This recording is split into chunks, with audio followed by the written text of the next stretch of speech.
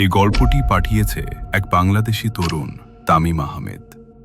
তার ইচ্ছা ছিল নাম যেন প্রকাশ করা হয়, তাই রইল তামিমের প্রেরণায় গড়া এক ঘটনাগা ছমছমে ভূতের গল্প। ভাই, আপনাকে অনেক ধন্যবাদ জানাই। আপনি আমাকে প্রথম ঘটনা পাঠিয়েছেন। যদি আপনারা ঘটনা পাঠাতে চান তাহলে এই জিমেল merazulpramanik3@gmail.com এটাতে পাঠিয়ে দিন। দয়া করে সাবস্ক্রাইব করে দিবেন। তামিম যেরকমটা বলেছে সেরকমটা বলছি।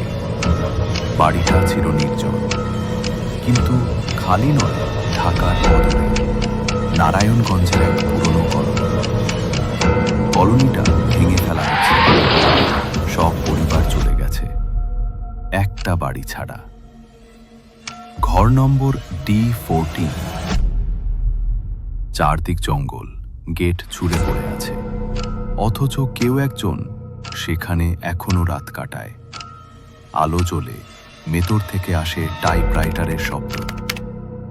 লোকেরা বলে ওটা নাকি নেহা ম্যাডামের বাড়ি, একজন প্রাক্তন স্কুল শিক্ষিকা যিনি 2003 সালে মারা গিয়েছিলেন, কিন্তু তার টাইপরাইটার এখনো প্রতি রাতে চলে।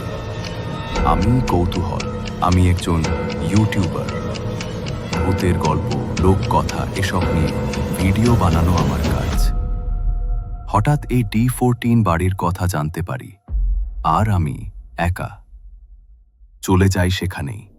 গ্রামবাসী সাবধান করে, ভাই, ওখানে গেলে কেউ ফিরতে পারে না। যাদের চিঠি লেখেন ম্যাডাম, তারা হারিয়ে যায়। আমি বিশ্বাস করি না তাদের কথা। ক্যামেরা, টর্চ আর রেকর্ডার নিয়ে চলে যায় বাড়িতে।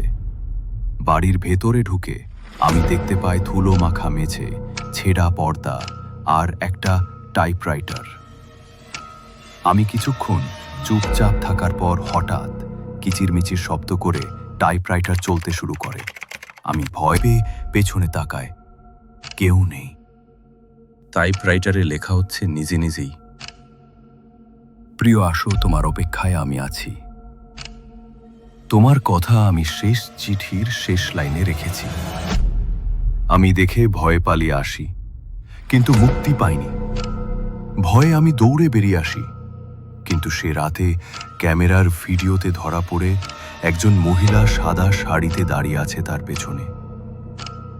ঠোঁটে এক হালকা হাসি, হাতে ধরা একটা চিঠি।